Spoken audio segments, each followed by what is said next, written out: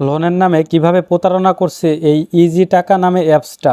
So আজকে আপনাদের সাথে শেয়ার করব এই ইজি টাকা নামে অ্যাপসটা কিভাবে প্রতারণা করতেছে মানুষদের সাথে। দেখেন এই ইজি টাকা নামে যে অ্যাপসটা আছে এইখানে আপনাদেরকে দেখাই। এই যে এইখানে আমার ইটা দেখেন চারটা, এইখান থেকে আমি লোন নিচ্ছি কত, এইখানে আমি 1200 টাকা নিচ্ছি এবং এইখান থেকে আমার কেটে নিচ্ছে কত 84 টাকা এবং আমার ফি ধরছে কত 5%, মানে আমি এইখান থেকে পাইছি কত, এই যে উপরে মেসেজে দেখেন এইখান থেকে 684 টাকার মতো কি পাইছি। আর আমার এখন পরিশোধ করতে হবে কত 1200 টাকা মাত্র 7 দিনে, 1284 টাকা 7 দিনে আমার কি পরিশোধ করতে হবে। এটা দেখেন কেমন একটা সুদ নিতেছে এবং কিভাবে প্রতারণা করতেছে। শুধু এটাই নয়, আপনাদের ফোনের যে ডাটা পেজটা আছে সেই ডাটা পেজও কিন্তু নিয়ে নিতেছে এবং আপনাদের ফোনের যত কন্ট্যাক্ট নাম্বার আছে সেটাও কিন্তু নিয়ে নিতেছে। তো ভিডিওটি সবাই বেশি বেশি করে শেয়ার করে দেবেন যাতে অন্যান্য মানুষ সাবধান হয়ে যায়, যাতে প্রতারণার হাতে না পড়ে। এখন এই অ্যাপসটা আপনাদেরকে আবারও দেখাই। যদি আমি প্লে স্টোরে যাই, এখান থেকে আমি প্লে স্টোরে গেলাম, এইটা সার্চ দিলাম ইজি টাকা নামে যে অ্যাপসটা আছে। দেন সার্চ দেওয়ার পরে এই যে এখান থেকে দেখতে পাচ্ছেন প্রথমে যে অ্যাপটা চলে আসছে এইটা দেখেন। এটা হচ্ছে আমি ওপেন করতেছি।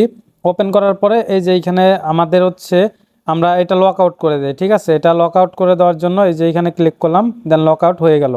এখন যদি আমি এইখান থেকে সাইন ইন করি, সাইন ইন করার পরে আমাদের এইখানে কিছু অ্যাক্সেস যাবে। আচ্ছা আমি এটা হচ্ছে একবার আনইনস্টল করে দিচ্ছি, আনইনস্টল করে আবার ইনস্টল করে দিচ্ছি।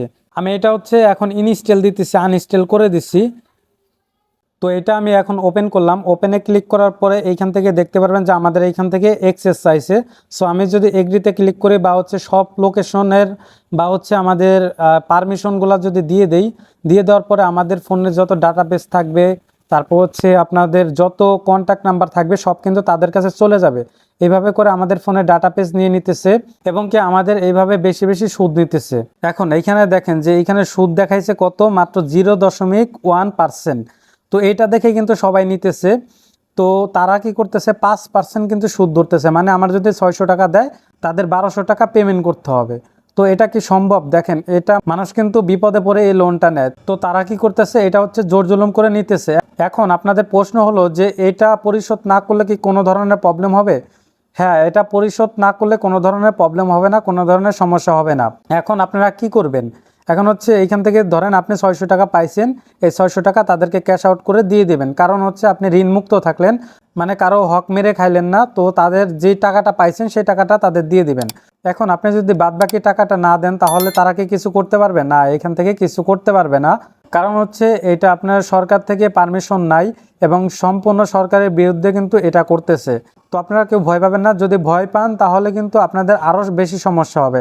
আর যদি কেউ বেশি ভয় পেয়ে থাকেন তাহলে আমার সাথে যোগাযোগ করতে পারেন। ইউটিউবে প্রোফাইলে আমার ফেসবুক দেওয়া আছে, প্লাস টেলিগ্রাম দেওয়া আছে। ফেসবুক হইলে আমার ফেসবুকের টেলিগ্রাম লিঙ্ক দেওয়া আছে এবং কি নাম্বার দেওয়া আছে, সেখান থেকে যোগাযোগ করতে পারেন। তো আশা করি আপনাদের সবাইকে বোঝাইতে পারছি। আর সবাই সতর্ক থাকবেন। আর এই ধরনের ভিডিও পেতে চ্যানেলটি সাবস্ক্রাইব করে রাখবেন এবং ফেসবুক পেজ হলে ফলো দিয়ে রাখবেন। তো ভিডিওটি সবাই বেশি বেশি করে শেয়ার করে দেখবেন।